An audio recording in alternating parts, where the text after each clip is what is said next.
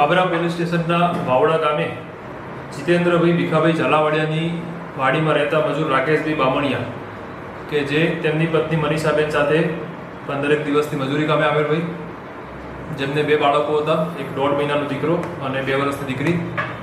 14 તારીખના રાત્રે બંને પતિ પત્નીને ઝઘડો થયેલો હોય અને રાકેશભાઈને પોતાની પત્ની પર કોઈ મિથુન ભુરિયા કે જે જાંબુઆના એમના પત્નીના પિયર પક્ષના સાથે પ્રેમ સંબંધ ધરાવતા હોય, આવા શક વહેમના આધારે બંને સાથે ઝઘડો થયેલો, જેના આધારે તેમના પતિ રાત્રે ત્યારબાદ ઝઘડો થયા બાદ સૂઈ ગયા હતા અને ઘર છોડીને ચાલ્યા ગયા હતા.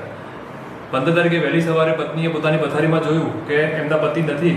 આથી તેમના દીકરા 1.5 માસના દીકરાને લઈને એમના પતિને શોધવા માટે આજુબાજુના ખેતરોમાં નીકળેલ. આજુબાજુ ક્યાંય ના દેખાતા આક્રોશ આવતા અને સાથે જ એમને મિથુન ભુરિયા નામના વ્યક્તિ સાથે પ્રેમ સંબંધ હોય તો તેની સાથે લગ્ન કરવા માટે પણ આ દીકરો એમને અવરોધરૂપ હોય તેમને બાજુના જ ઘનશ્યામભાઈ ભાયાણીના ખેતરમાં કૂવાની બાજુમાં આવેલી ઊંડીમાં આ બાળકને ત્યજી દીધેલ, જે ત્યાં મૃત્યુ પામેલ.